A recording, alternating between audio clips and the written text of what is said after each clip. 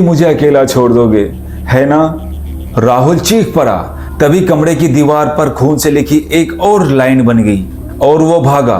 दीवार पर लिखा था, तुम भी नहीं बचोगे। और उसी पल कमरे की सारी लाइटें अपने आप जल गई। लेकिन उजाला होते हुए भी अंधेरा और डर और ज्यादा गहरा लगने लगा था।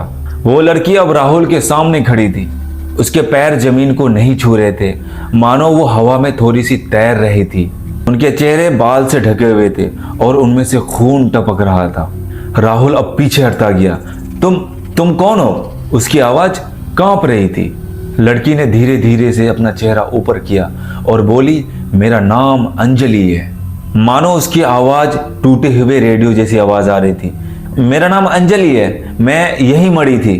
कमरे की दीवार पर अचानक धब्बे उभरने लगे। उसमें था हाथों के निशान और नाखूनों के खरोच, जैसे कोई जिंदा बाहर निकलने की कोशिश कर रहा हो।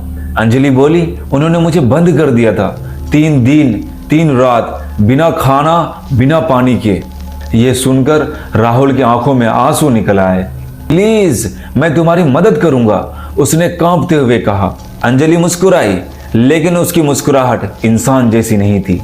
तुम सब यही करते हो। अचानक उसके मुंह से काले धुएं निकलने लगे। यहाँ कोई भी नहीं रुकता। अचानक कमरे का तापमान ठंड होने लगा। राहुल को लगा जैसे उसका कोई दिल दबा रहा हो।